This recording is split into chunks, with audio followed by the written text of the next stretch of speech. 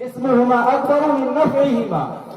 तो आइए इस ज्ञान और तंत्रज्ञान के ऊपर टेक्नोलॉजी के उन्वान पर तकरीर पेश करने के लिए दावत देता हूं मैं इरफान इब्न बिबन शेख को।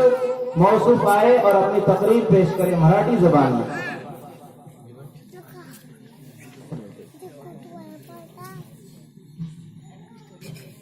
अस्सलामु अलैकुम व रहमतुल्लाहि व बरकातुहू। नहमदुहु व नुसल्ली अला रसूलिल करीम अम्मा बाद। फ़अऊज़ु बिल्लाहि मिनश शैतानिर रजीम। बिस्मिल्लाहिर रहमानिर रहीम। या अय्युहल्लज़ीना आमनू क़ू अनफुसकुम व अहलिकुम नार वक़ूदुहा अन्नासु वल हिजारा। सदक़ल्लाहुल अज़ीम। मी आज तुमच्या समोर तंत्रज्ञान विषयी काही बोलू इच्छितो, तर ते आपण सर्वांनी शांतपणे ऐकावे अशी माझी विनंती। आजच्या कार्यक्रमाचे अध्यक्ष गुरुजन वर्ग व माझे सर्व आदरणीय अस्सलामु अलैकुम। आजकालच्या युवा पिढीवर तंत्रज्ञान। आज आपण तंत्रज्ञानाच्या शिवाय यशस्वी होण्याची कल्पना करू शकत नाही, कारण आपण प्रत्येक गोष्टीत तंत्रज्ञानाचा वापर झालेला पाहतो। तंत्रज्ञान हे असे साधन आहे जे आपल्या देशाला नंबर 1 बनवू शकते। तंत्रज्ञानाच्या आधारे आपण यशस्वी होऊ शकतो।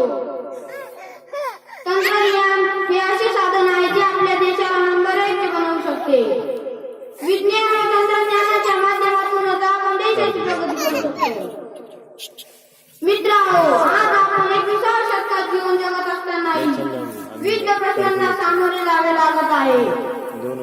आपल्या देशात पूर्वी शिक्षणाचा प्रचार प्रसार नव्हता, समाजात अशिक्षितपणा होता, पण आज स्थिती अशी आहे की जनता सुशिक्षित असूनही अशिक्षितपणे वागतात। माणसात माणुसकी राहिली नाही।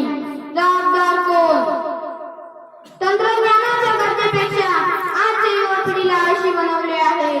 मोबाईल हे त्यांचे उत्तम उदाहरण आहे। आजकाल आपण पाहतो आहे की आपली युवा पिढी व्हॉट्सअप, फेसबुक, इंटरनेट यात मग्न आहे। वेळेची त्यांना महत्त्वच राहिली नाही। अजान ऐकूनही नमाजाला जात नाही।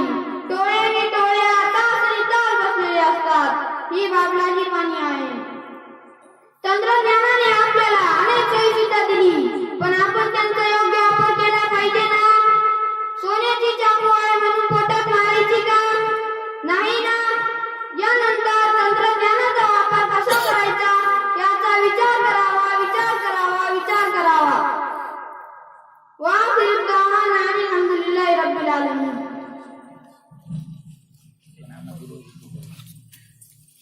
माशाअल्लाह, बहुत खूब।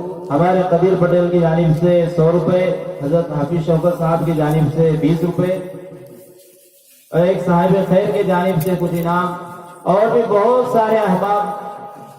नईम भाई की जानिब से 50 रुपए, शकूर भाई सेंदुरवादे